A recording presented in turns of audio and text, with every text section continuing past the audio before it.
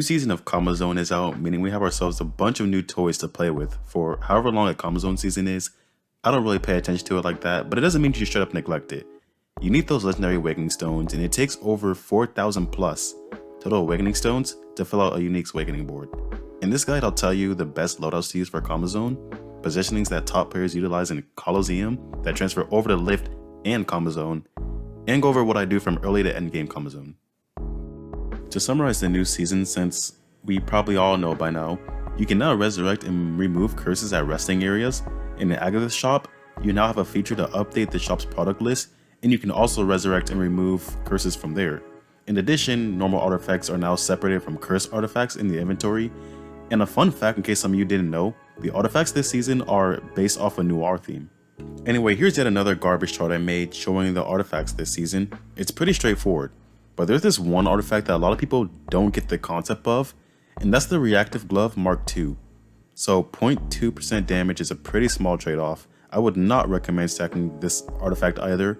If you want to use this thing, only pick up one. What I think this artifact is supposed to be paired with is that one curse artifact that looks like a toaster. Oh, it's like Stigma something. What it does is take away 30% of all your party members' health at the start of the game. It's a really annoying curse to get stuck with. It will definitely end up killing you if you don't have health regen throughout your run. But this is merely an idea. I'm not sure if it's effective or if it would even work. Maybe one of you guys in the comment knows. I'll pin your comment if you tell.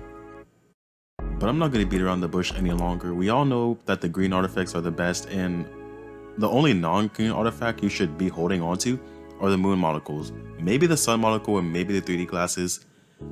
So I'm going to help you determine how to build your Combo Zone loadout, which artifacts I should be using together, how many of these artifacts should I be using, what is the best loadout that I should be going for. So obviously in Combo Zone you get scuff and you don't always get what you want.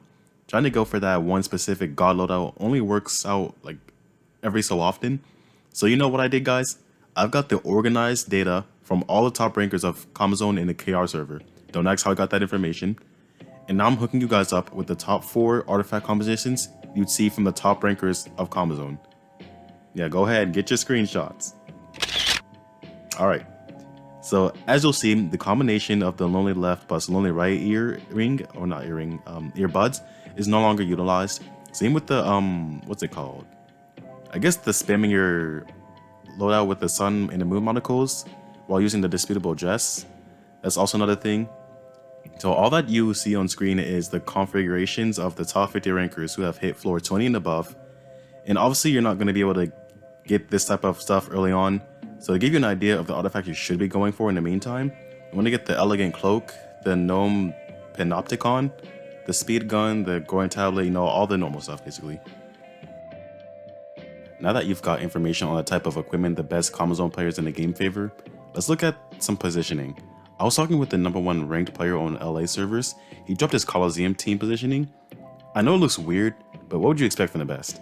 So he says the team positioning smashes triple DPS teams and locks 2 tank teams in the center. He quotes, "With 3 DPS, you can easily get up to 240 to 250k. The goal of the comp is to force Future Princess into the backline, which will happen with this comp as long as you place your FP in the opposing row as the enemy FP. FP will jump towards the backline 66% of the time. The other 33% of the time, both tanks will stay in the middle, which is also good for me because Ogma is grabbing all the aggro and taking all the damage." Another veteran player also shared a couple of team positionings that he says he had a 100% loss rate against. So when I do Combo Zone or Lift, I cycle between these 3 team positionings if I find myself losing at one of the nodes. Usually helps me break through if I'm not getting swept in 5 seconds.